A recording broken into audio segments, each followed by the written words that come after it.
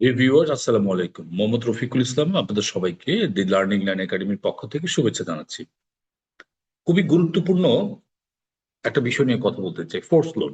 Force loan নিয়ে এর আগে আমি অনেকগুলো ভিডিও দিয়েছি। আজকে একটু আহ, আর একটু গভীরে গিয়ে আলাপ করতে চাই। আপনারা আশা করি আমার পুরো ভিডিওটা শুনবেন। এটা শুধু ব্যাংকাররা শুনবে তা নয়, এটা ব্যবসায়ী, রপ্তানিকারক, আহ, সবাই, কাস্টম অফিসিয়ালস, বড় কাস্টম অফিসিয়ালস সবাই শুনতে পারেন। ইভেন যারা ফাইন্যান্সিয়াল ক্রাইম এক্সপার্ট বা ফাইন্যান্সিয়াল ক্রাইম নিয়ে পড়াশোনা করেন তাদের জন্য এটা খুবই গুরুত্বপূর্ণ। দেখেন, আমার কথা হলো, প্রথম বলে রাখি ফোর্স লোন কি। ফোর্স লোনের শব্দের মধ্যে ফোর্স করে বা জোর করে কোনো একটা লোন ক্রিয়েট করার কথা বোঝা যাচ্ছে। অর্থাৎ জোর করে আমরা লোন ক্রিয়েট কেন করব? জোর করে লোন ক্রিয়েট সে কারণে করব যে আমি আহ, আমার কিছু দেনা আজকেই দিতে হবে, আমার কিছু পাওনাদারকে আজকে আমাকে টাকা সেটেল করতে হবে। কিন্তু আহ, আমার কাছে টাকা নাই, আমি টাকাটা 2 দিন পরে পাবো, 3 দিন পরে পাবো, 7 দিন পরে আমার একটা ক্যাশ আসবে, তখন আমি দিতে পারবো। কিন্তু 7 দিন উনি অপেক্ষা করছে না, বা কমিটমেন্ট ফেল হচ্ছে, আজকে আমাকে করতে হবে। তখন আমি ব্যাংকের কাছে বলবো যে আমার একটা ক্যাশ আসবে 1 সপ্তাহ পরে, 10 দিন পরে বা 15 দিন পরে, আপনি আজকে আমাকে একটা লোন ক্রিয়েট করে আপনি আমাকে সেটেল করে দেন, আমার আমার কমিটমেন্টটা সেটেল করে দেন। তখন ব্যাংক আহ, যে লোনটা ক্রিয়েট করে, মানে আমি বলতে এখানে ব্যাংক বোঝাচ্ছে, ফোর্স লোন অ্যাকচুয়ালি ব্যাংকের কমিটমেন্ট সেটেল করার জন্য, ব্যাংকের ফেস সেভিং করার জন্য, ব্যাংক যে একটা কমিটমেন্ট দিয়েছে সেই কমিটমেন্টটা সেটেল করার জন্য ব্যাংক ওন ফান্ড থেকে ফান্ডটা দিয়ে দেয়। অর্থাৎ ব্যাংক কমিটমেন্টটা দেয় একজন কাস্টমারের পক্ষে, কাস্টমারের টাকাটা আসতে একটু সময় লাগছে, সেই জন্য ব্যাংক যেহেতু কমিটমেন্ট দিয়েছে, ব্যাংক তার নিজস্ব সোর্স থেকে এই ফান্ডটা দিয়ে দেওয়া, এবং নিজস্ব সোর্স থেকে তো এমনি এমনি দিবে না, কোনো একটা লোন ক্রিয়েট করে দিবে, যেটাকে বলছি আমরা ফোর্স লোন। ব্যাংক যে ফোর্স লোনটা করছে, ব্যাংকের প্রথম কনসিডারেশন হচ্ছে, প্রথম বিবেচনা হচ্ছে যে 1 সপ্তাহ বা 10 দিন বা 15 দিন পরে কাস্টমারের ওই ফান্ডটা আসবে, আসলে ইন্টারেস্ট সহ ব্যাংক এই ফোর্স লোন যেটা সেটেল করে ক্রিয়েট করেছে সেটা সেটেল করে ফেলবে। তাহলে ব্যাংক যে ফোর্স লোন করলো এমনি এমনি করে নাই, ব্যাংক কিন্তু কাস্টমারের একটা ক্যাশ ফ্লোকে মাথায় রেখে, যেটা 1 সপ্তাহ 10 দিন বা 15 দিন পরে বা 1 মাস পরে আসবে, সেটাকে মাথায় রেখে কিন্তু উনি, ব্যাংক এই কাজটা করেছে। শুধু কেন করেছে? ব্যাংক তার কমিটমেন্ট যাতে ফেল না করে, আন্তর্জাতিকভাবে বা জাতীয়ভাবে ব্যাংক তার যেন গ্রহণযোগ্যতা না হারায়, সেই দৃষ্টিকোণ, সেই জন্যই ব্যাংক এই ফোর্স লোন ক্রিয়েট করে, জোর করে একটা লোন ক্রিয়েট করে এই ফান্ডটা সেটেল করে দেয়। তাহলে দিস ইজ ফোর্স লোন। তাহলে ফোর্স লোন করলেও ব্যাংক তার ফেস সেভিং করার জন্য, ব্যাংকের কমিটমেন্টকে ঠিক রাখার জন্য, ইন্টারন্যাশনালি ব্যাংকের গ্রহণযোগ্যতাটা রক্ষা করার জন্য।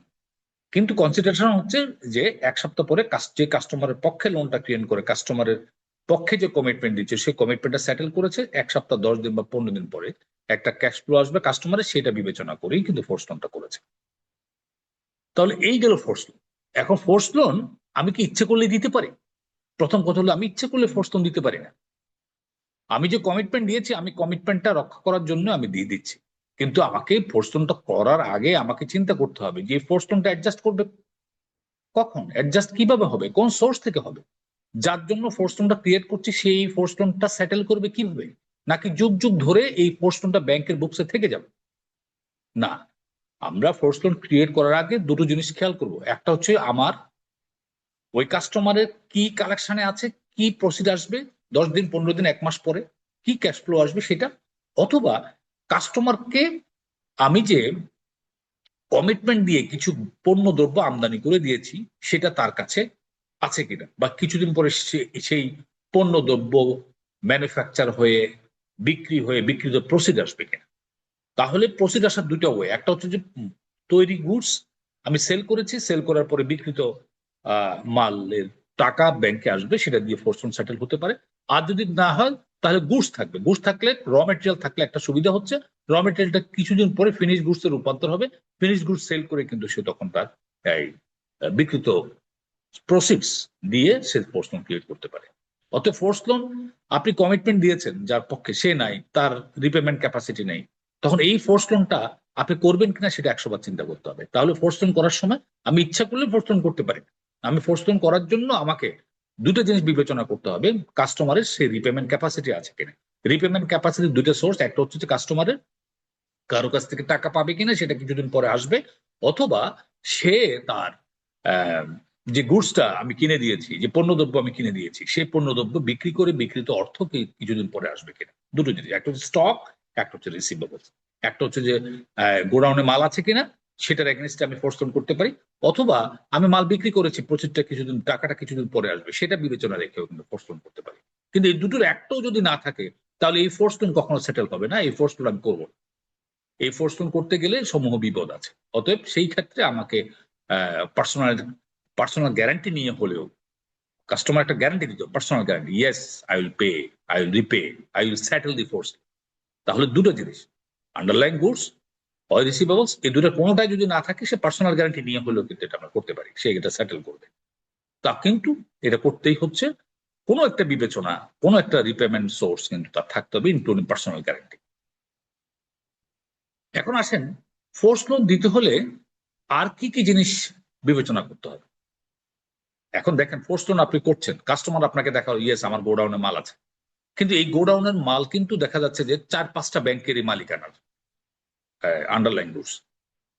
আমি তাহলে এই আন্ডারলাইন গুডসটাকে আমি যখন নিচ্ছি সিকিউরিটি হিসাবে, কিন্তু এখানে মালিকানা কিন্তু 4টা 5টা 10টা ব্যাংকের, সেই কিন্তু আমি কিন্তু এই আন্ডারলাইন গুডসটা কনসিডার করছি আমার এই রিপেমেন্ট সোর্স বলে, কিন্তু এটা আপনার রিপেমেন্ট সোর্স না। এই গুডস গুলো তৈরি হওয়ার পরে, ফিনিশড হওয়ার পরে, বিক্রি হওয়ার পরে বিক্রিত অর্থ 4 ভাগে ভাগ হয়ে যাবে, আপনার কাছে পুরোপুরি আসতে পারে না। আপনি হয়তো দেখা যাচ্ছে স্টক দেখতেছেন হয়তো 100 কোটি টাকার, কিন্তু আপনি ফোর্স লোন ক্রিয়েট করতেছেন মনে করেন যে 100 কোটি টাকা, কিন্তু আপনার কাছে আসবে এই গুডসের হয়তো 4 ভাগের 1 ভাগ টাকা, 20 কোটি, তাহলে আর 80 কোটি টাকা কোনোভাবে আপনি সেটেল করতে পারছেন না।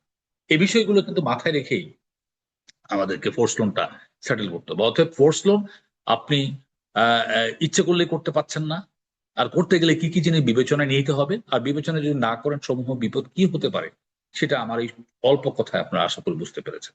ধন্যবাদ সবাইকে, ভালো থাকবেন, আসসালামু আলাইকুম।